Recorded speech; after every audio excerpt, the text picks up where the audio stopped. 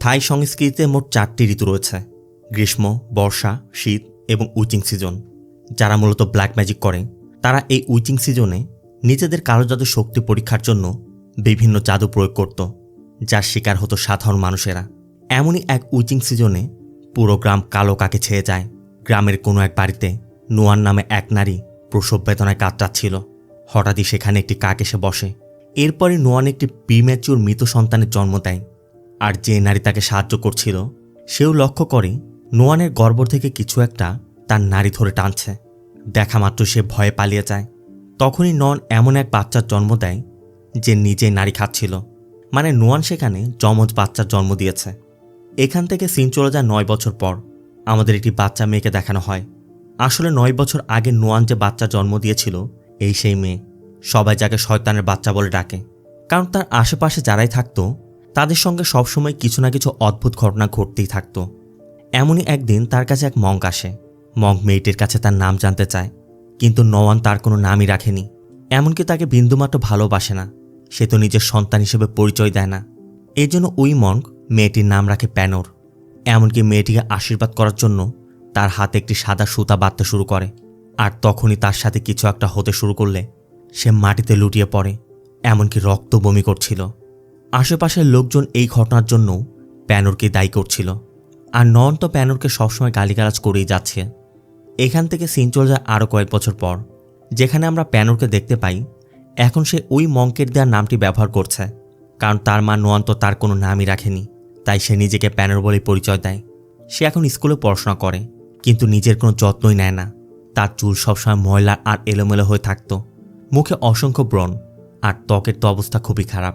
মূলত এসবের কারণ ছিল তার মা কখনো তার প্রতি কোনো খেয়াল রাখেনি, যত্ন করেনি। এখানে আমরা জানতে পারি প্যানোর আসলে পং নামে একটি ছেলেকে পছন্দ করত। আবার অন্যদিকে জীব নামে একটি মেয়ে পংকে পছন্দ করে। আবার অনেকে বলাবলি করে পং একটি মেয়েকে খুবই পছন্দ করে। সেই মেয়েটাও সেখানেই ছিল। তাই সুযোগ বুঝে জীবের এক বান্ধবী ওই মেয়েটিকে ধাক্কা দিয়ে ফেলে দেয়। তাই পং সেই মেয়েটিকে সাহায্য করতে যখনই এগিয়ে আসে তখনই ওই মেয়েটি পংয়ের মুখের উপর একটি বিশাল আকৃতির মাকড়সা দেখতে পায়। দেখা মাত্র সে পংয়ের মুখে চড় মেরে মাকড়সাটিকে নিচে ফেলে দিয়ে পা দিয়ে পিষে মেরে ফেলে। আর এরপরে হঠাৎ করে মেয়েটির শরীর জুড়ে অসংখ্য মাকড়সা দেখা দিতে শুরু করে। মেয়েটিও ভয়ে নিজেকে আঁচড়াচ্ছিল, কিন্তু বাস্তবে সেখানে কোনো মাকড়সাই ছিল না। এগুলো ছিল শুধুমাত্র তার কল্পনায়। কিন্তু মেয়েটা ভয়ঙ্করভাবে নিজেকে আঁচড়ে ফেলেছিল, যে জন্য তার শরীরে রক্ত বের হতে শুরু করে। এরপর আমরা জানতে পারি আসলে কেউ একজন পংয়ের উপর লাভ প্রোটেকশন ধরনের একটি ব্ল্যাক ম্যাজিক করেছিল। অর্থাৎ কেউ যদি পংয়ের কাছে আসতো তাহলে তার অবস্থা ঠিক এই মেয়েটির মতোই হয়ে যেত। আর এই সকল ঘটনার পেছনেও স্কুলের যে অন্য ছাত্রছাত্রীরা রয়েছে তারা প্যানোরকেই দায়ী করছিল, যে প্যানোরই হয়তো বা এগুলো করছে, কারণ সবাই তো তাকে ডাইনি মনে করত। তো এরপর সেখানে প্রিন্সিপাল এসে ওই মেয়েটিকে হসপিটালে নিয়ে যেতে বলে।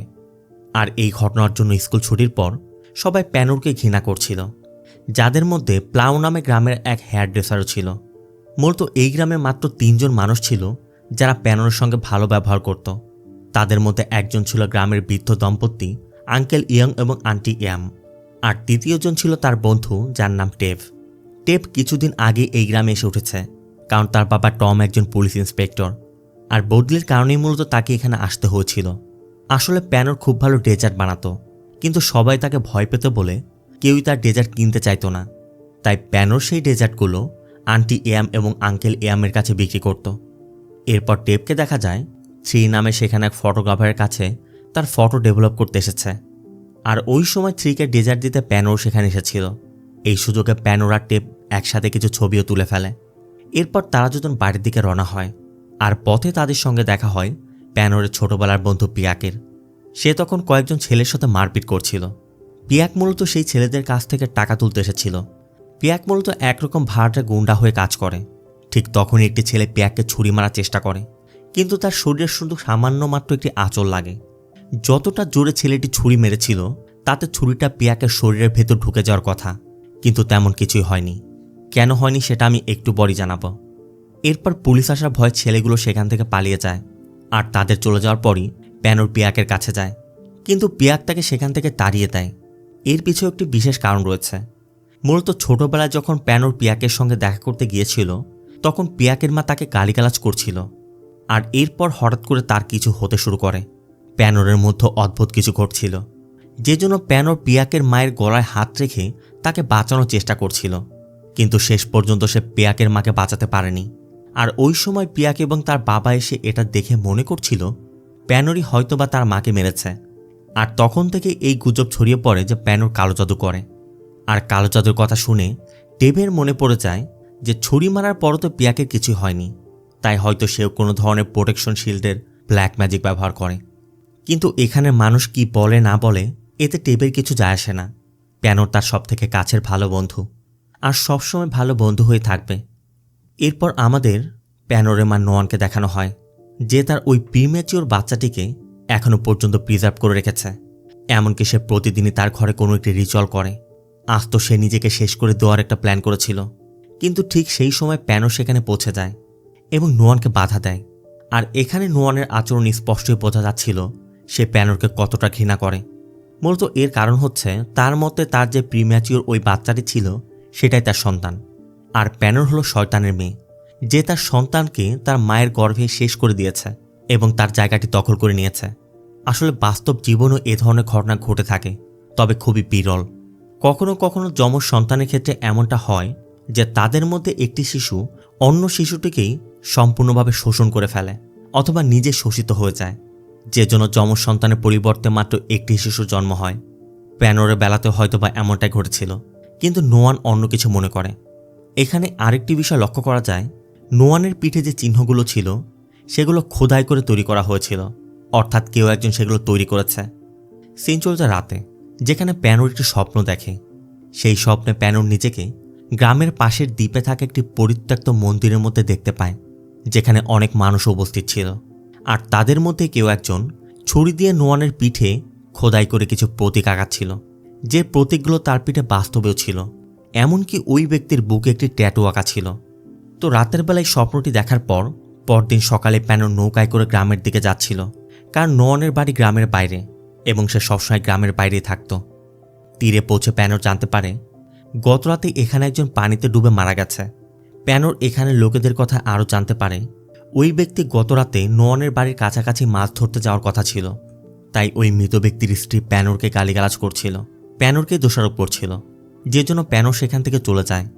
আর এখানে আমরা এটাই বুঝতে পারি এখানে যা কিছু ঘটুক না কেন সব কিছুর জন্য প্যানোরকে দোষারোপ করা হয়।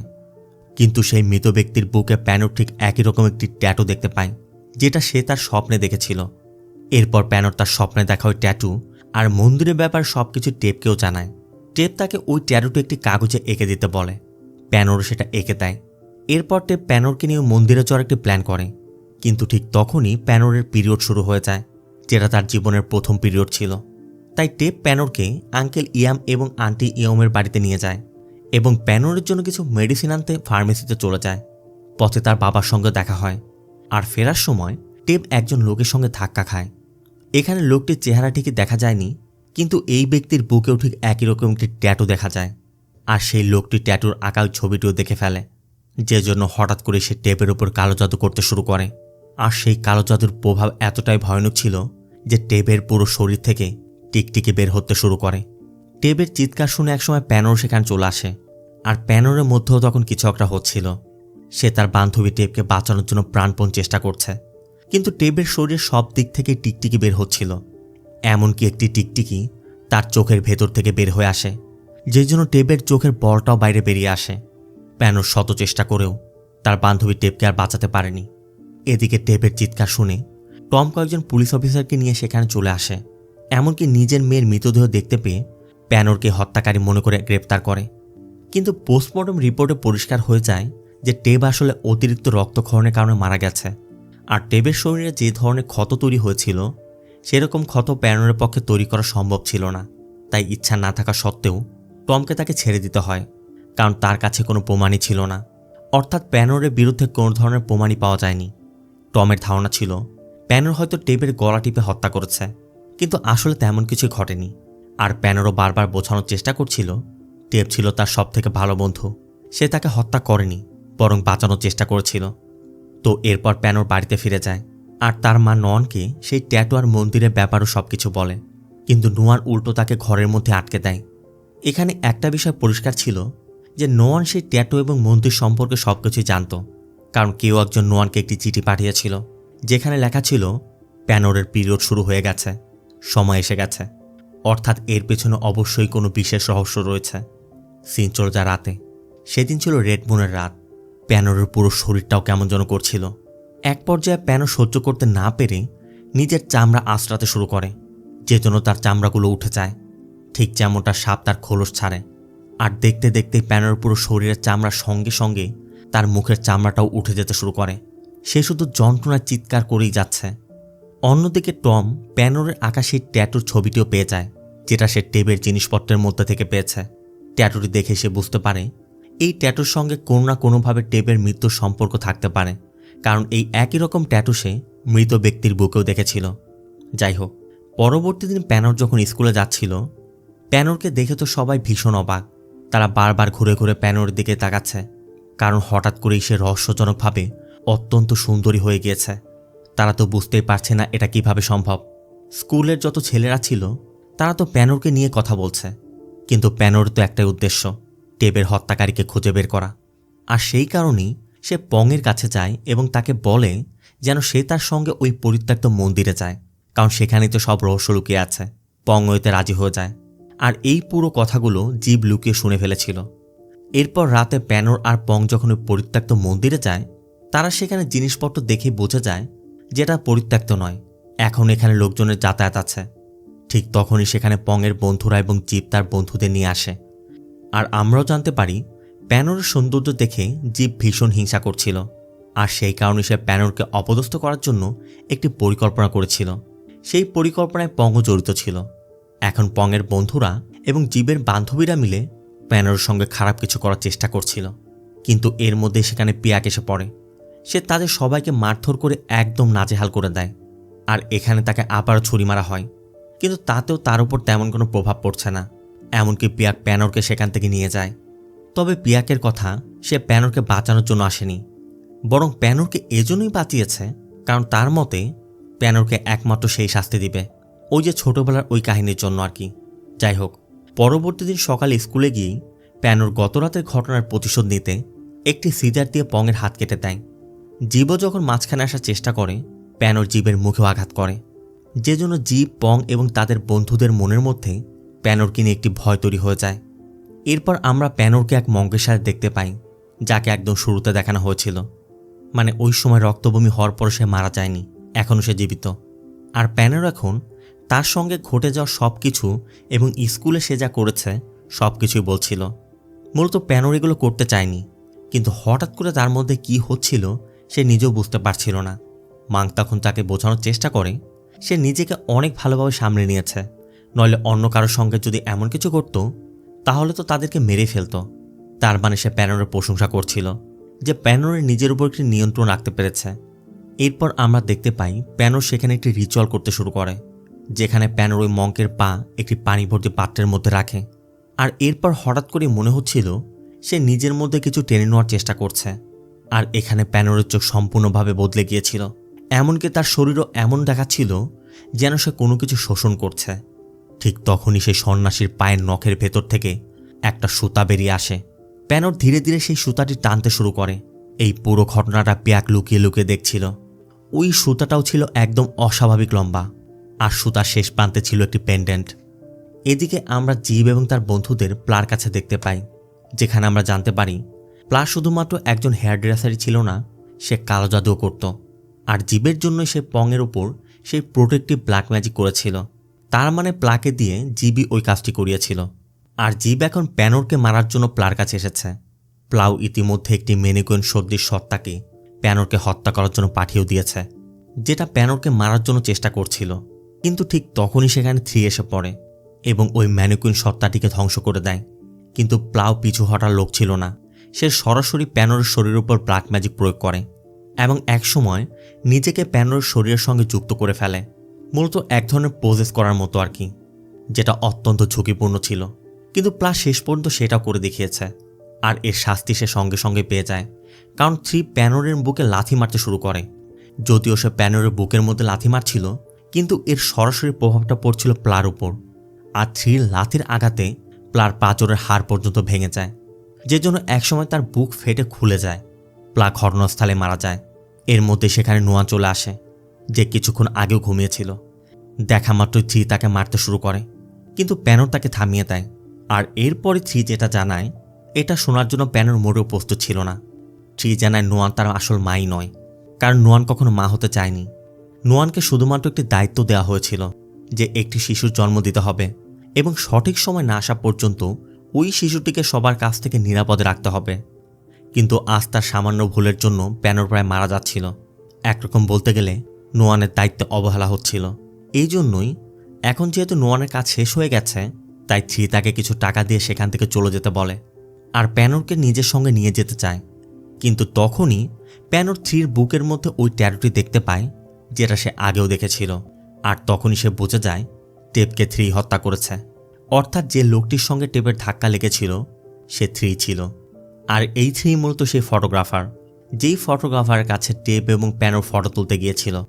থ্রি প্যানরকে তার নিজের সঙ্গে নিয়ে যেতে চাচ্ছিল, কিন্তু ঠিক তখনই নোয়ান থ্রির পিঠে একটি ছুরি বসিয়ে দেয় এবং প্যানরকে নিয়ে নৌকায় করে সেখান থেকে পালানোর চেষ্টা করে। কিন্তু নোয়ানের বাড়ির মধ্যে আমরা আরও একজন ব্যক্তিকে দেখতে পাই, যে তার কালো জাদুর সাহায্যে অসংখ্য কাক পাঠিয়ে দেয়। আর সেই কাকগুলো নোয়ানকে থামানোর চেষ্টাও করে, কিন্তু নোয়ান কোনোভাবে থামছে না। ওই কাকগুলো নোয়ানকে আঘাত করেই যাচ্ছে। তারা ঠুকরে ঠুকরে এবং আশ্রে তাকে ক্ষতবিক্ষত করে ফেলে। আর এক পর্যায়ে একটি কাকের ধারালো নখের আঘাতে নোয়ানের গলা কেটে যায়। তবে এর মধ্যে নোয়ান প্যানরকে তার বড় বোনের বাড়িতে পৌঁছে দিয়েছে। এখানে তার মৃত্যু হয়। তবে মৃত্যুর আগে জীবনের প্রথমবার সে নিজের মেয়ের নাম ধরে ডাকে। অন্যদিকে প্যানরের পিছু করে পিয়াকো তার বাড়ি পর্যন্ত চলে এসেছিল। সে মূলত জানতে চেয়েছিল ওই দিন মঙ্কের সঙ্গে প্যানর কী করছিল, কিন্তু সেখানে গিয়ে সে প্যানরকে খুঁজে পায়নি। ঠিক তখনই টম এবং একজন সার্জেন্টও তার বাড়িতে পৌঁছে যায়, কারণ জিপ সবার কাছে মিথ্যা বলেছিল যে প্যানরই প্লার উপর কালো জাদু করে তাকে মেরে ফেলেছে। যে জন্য ওই বাড়ির মধ্যে তল্লাশি করা হলে সেখানে ওই প্রিজার্ভ করা মৃত বাচ্চাটির দেহটি পাওয়া যায়। আর পরবর্তী দিন সকালে তারা ওই বডিটিকে সেই মঙ্কের কাছে নিয়ে যায়।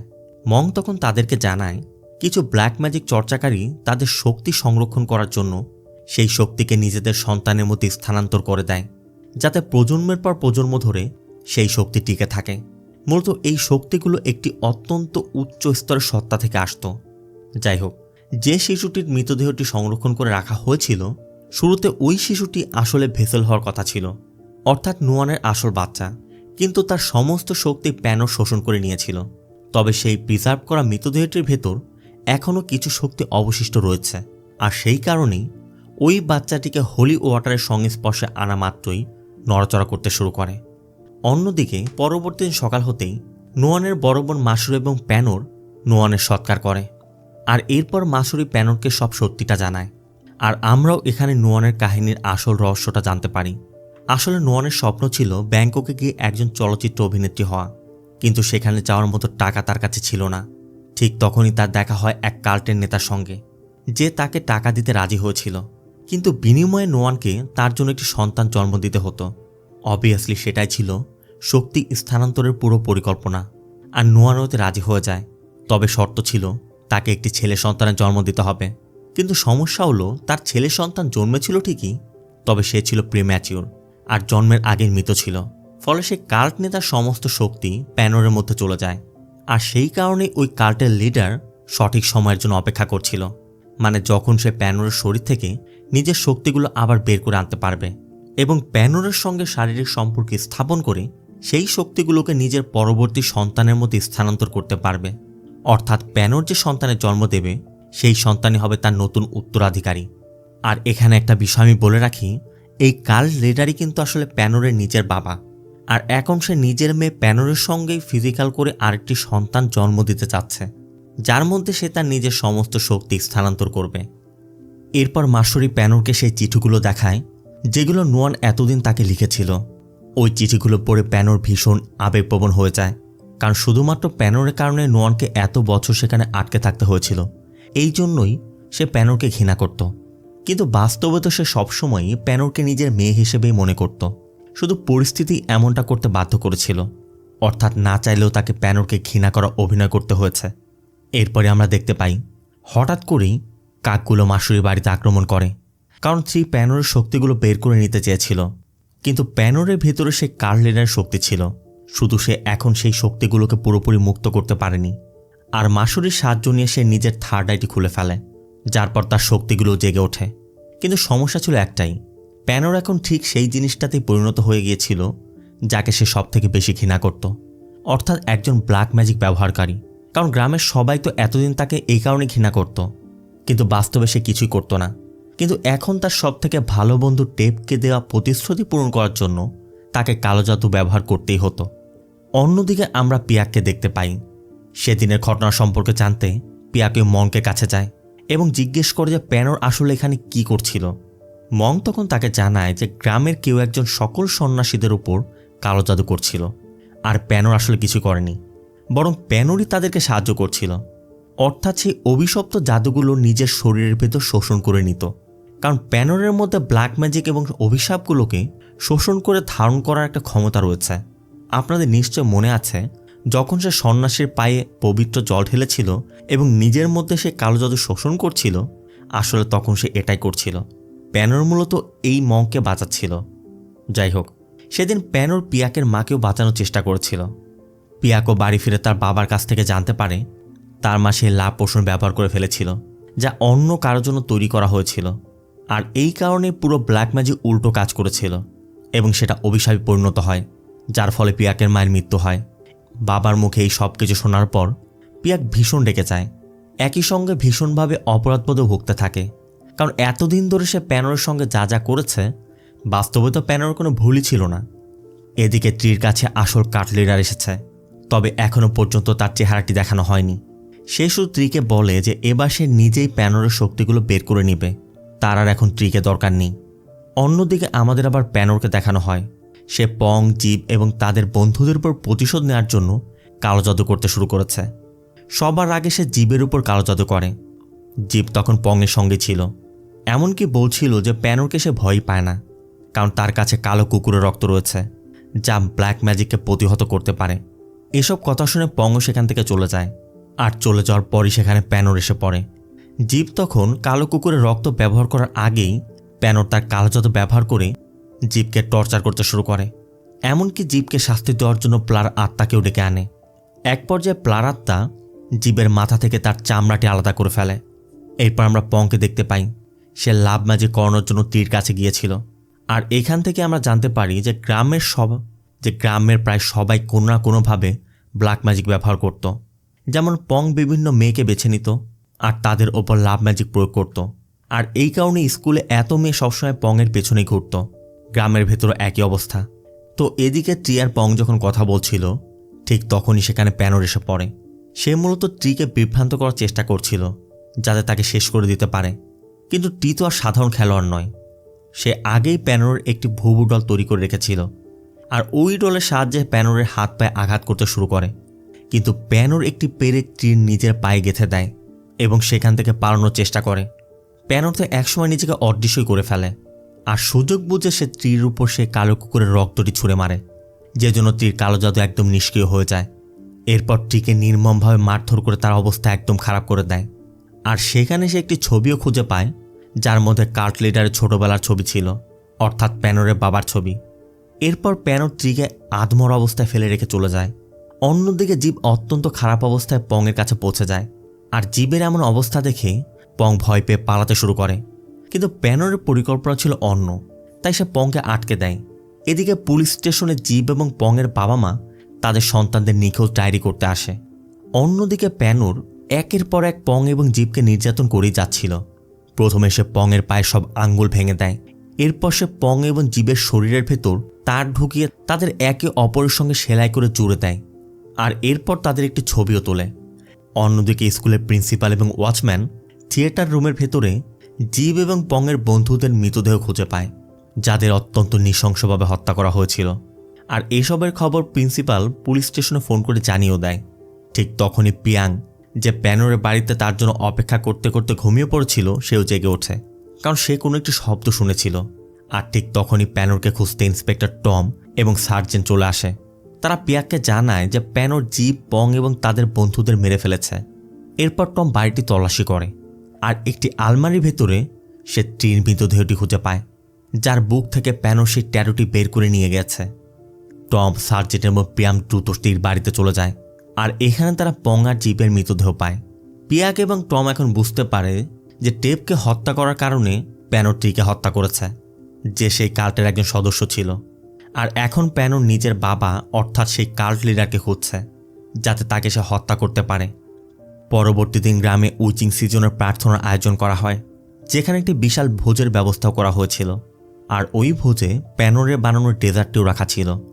যেই মানুষটাই ডেজার্ট খায় তাদের সাথে অদ্ভুত কিছু হচ্ছিল, কারণ প্যানোর ট্রির শরীর থেকে বের করা সেই ট্যাটুটির অর্ধেক ডেজার্টের মধ্যে মিশিয়ে দিয়েছে এবং সেগুলোর উপর কালো জাদু করেছে।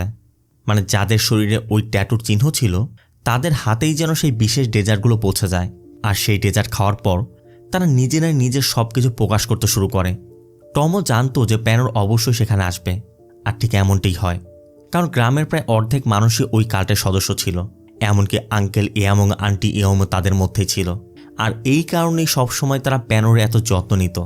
এদিকে কাল্টের যে সদস্যরা ওই ডেজার্ট খেয়েছিল সবাই তখন যন্ত্রণায় চিৎকার করছে। এর মধ্যে প্যানোর এসে পড়ে, আর তাদের কষ্টে ছটফট করতে দেখে সে তো ভীষণ আনন্দ পাচ্ছিল। পিয়াক তখন তাকে থামতে বলে, আর হঠাৎ করেই সেখানে সেই কাল্টের লিডার এসে উপস্থিত হয়। এই লিডার অন্য কেউ নয়, প্যানোরের স্কুলের প্রিন্সিপাল। সে সবার উপর থেকে প্যানোরের করা কালো জাদু সরিয়ে নেয়, কারণ বাস্তবে প্যানোরের ভেতরে ওই প্রিন্সিপালের শক্তি ছিল।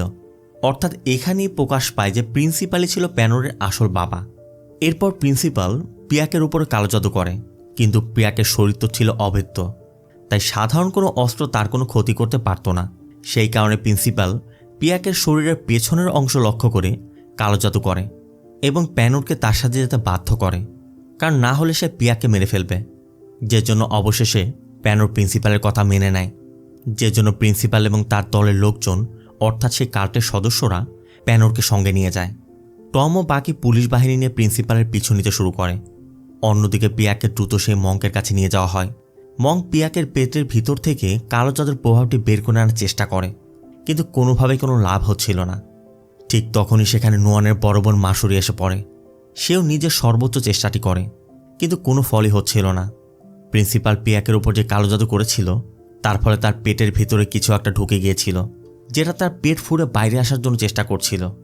তখনই মাসুরি প্রিন্সিপালের করা কালো জাদুর মতো একটি উপস্থিতি অনুভব করতে পারে, আর সেই উপস্থিতি আসছিল সেই বিকৃত আকৃতির মৃত শিশুর দেহ থেকে, যেটা প্রিজার্ভ করে রাখা হয়েছিল। মাসুরি তখন ওই শিশুর চামড়া তুলে একটি গুঁড়ো বানায়, আর ওই গুঁড়ো পিয়াককে খাইয়ে দেয়, কারণ কালো জাদুকে প্রতিরোধ করতে পারে কেবল আরেকটি কালো জাদুই। তবে দুটো জাদুর শক্তি সমান হতে হবে, অথবা প্রতিরোধকারী জাদুর শক্তি আরও বেশি হলেও চলবে। আর বাস্তবে ওই শিশুর বডিতে প্রিন্সিপালের কিছু শক্তি আগেই উপস্থিত ছিল, যেটা তার নিজের শক্তির সমান। আর এই কারণেই পিয়াকের ওপর থেকে প্রিন্সিপালের করা কালো জাদুর প্রভাবটি দূর হয়ে যায়। এরপরই পিয়াক দ্রুত প্যানোরকে বাঁচানোর উদ্দেশ্যে রওনা হয়। এখানে একটা বিষয় লক্ষ্য করা যায় যে কালো জাদুর বিষয়টা সেটা প্রত্যেকটা মানুষের শরীরের ভিন্ন ভিন্ন জায়গা অবস্থান করে। যেমন এই শিশুটির ক্ষেত্রে তার চামড়ার ভেতরে ছিল, কারো ক্ষেত্রে অন্য জায়গা হতে পারে। এদিকে প্রিন্সিপাল এবং তার লোকজন প্যানোরকে সেই মন্দিরে নিয়ে গেছে। তারা সেখানে প্যানোরের শক্তি বের করে আনার একটি রিচুয়াল শুরু করে।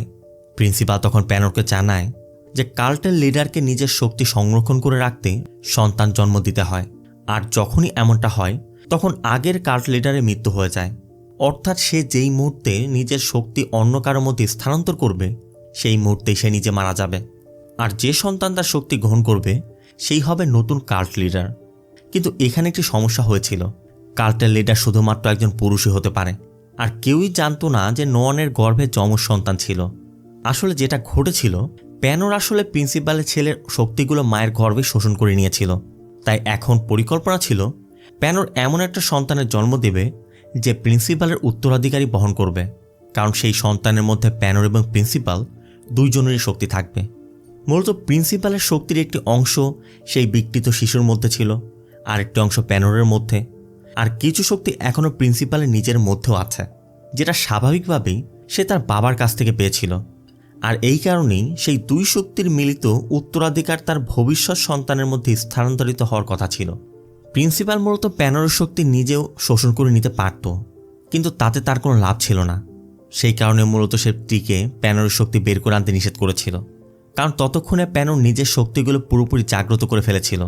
যাই হোক, প্রিন্সিপাল যখন প্যানোর কাছে যাচ্ছিল ঠিক তখনই টম পুলিশ নিয়ে সেখানে পৌঁছে যায় আর কাল্টের সদস্যদের উপর গুলি চালাতে শুরু করে।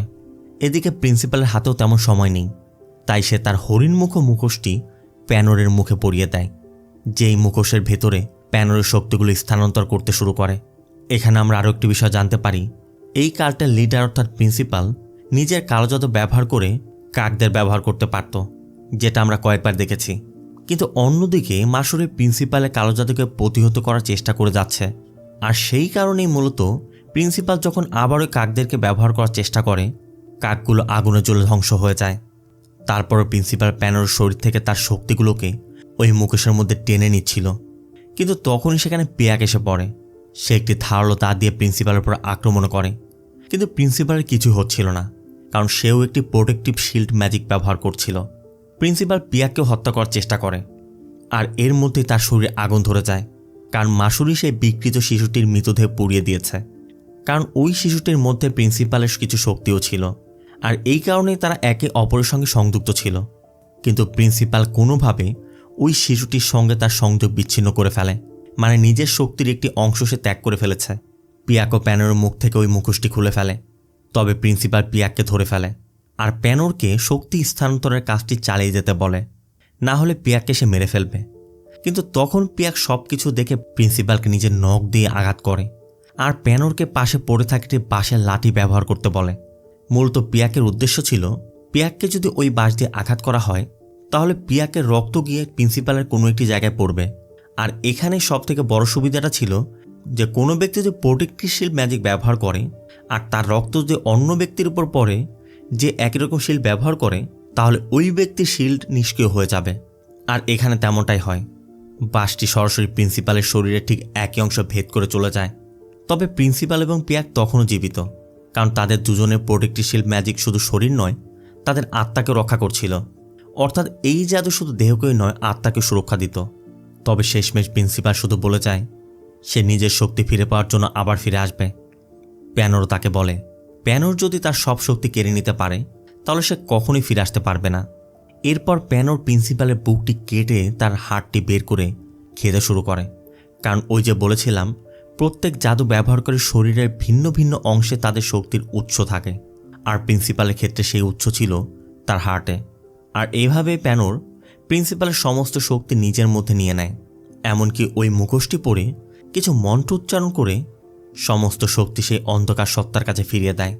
এরপর প্যানোরের চোখের সামনে শুরু থেকে শেষ পর্যন্ত ঘটে যাওয়া সমস্ত ঘটনার স্মৃতি একের পর এক ভেসে উঠতে শুরু করে। সে যেন নিজের পুরো জীবনে একটি ফ্ল্যাশব্যাক দেখতে পায়, আর এরপর সে অজ্ঞান হয়ে যায়। সিন চলে যায় কয়েকদিন পর। আমরা দেখতে পাই পিয়াক এখনও বেঁচে আছে, প্যানোরও বেঁচে আছে, কিন্তু সে এখনও অচেতন অবস্থায়। সাথে সেই মংকেও দেখা যায় যে টমকে বলছিল প্যানোর আসলে অন্ধকারের মধ্যে জন্ম নেওয়া এক আলোক শিখা, যাকে ঈশ্বর শুধুমাত্র প্রিন্সিপাল এবং তার কালকে ধ্বংস করার জন্য পাঠিয়েছিল। আর সেই কারণেই সে সেই বিকৃত শিশুটির শক্তি শোষণ করে নিয়েছিল, যাতে নতুন কোনো কাল্ট লিডারের জন্মই না হয়। এরপর আমাদের প্যানোরকে দেখানো হয় যার জ্ঞান ফিরেছে, আর পিয়াকও তাকে দেখতে এসেছে, কিন্তু প্যানোরের এখানে কিছুই মনে নেই। সে নিজেকেও চিনতে পারছে না, মানে ওই শক্তির সাথে সাথে তার স্মৃতিশক্তিও হারিয়ে গিয়েছে। এখানেই মূলত এই মুভি শেষটি হয়।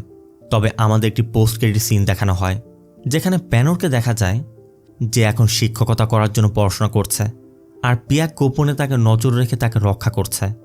প্যানোরকে দেখা যায় স্মৃতিশক্তি হারানোর পর অনেকটি শান্ত স্বভাবের হয়ে গিয়েছিল, কিন্তু হঠাৎ একদিন ক্লাসরুমের ভেতর কয়েকজন ছাত্র খুব হইচই করছিল, যার কারণে শিক্ষক ঠিকমতো পড়াতেই পারছিল না। আর এই বিষয়টা প্যানোরকে ভীষণ রাগিয়ে তোলে। সে মনে মনে তাদেরকে গালাগালি দিতে শুরু করে। আর এখানে আমাদের একটা ইঙ্গিত দেওয়া হয় হয়তো প্যানোরের শক্তিগুলো আবার ফিরে আসছিল, এমনকি তার স্মৃতিগুলো ধীরে ধীরে ফিরে আসছে। অর্থাৎ এই পুরো ঘটনার পেছনে এখনও অনেক কিছু বাকি রয়েছে, আর প্যানোরের কাজ হয়তোবা এখানে শেষ হয়ে যায়নি, কারণ এই মুভির দ্বিতীয় পার্টও চলে এসেছে, যেটা খুব তাড়াতাড়ি আমি এক্সপ্লেন করব। তাই পরবর্তী পার্টও দেখতে হলে দ্রুত চ্যানেলটিকে সাবস্ক্রাইব করে রাখুন। দেখা হবে এই মুভির দ্বিতীয় পার্টে। ততক্ষণ সব ভালো থাকবেন, সুস্থ থাকবেন। আল্লাহ হাফেজ।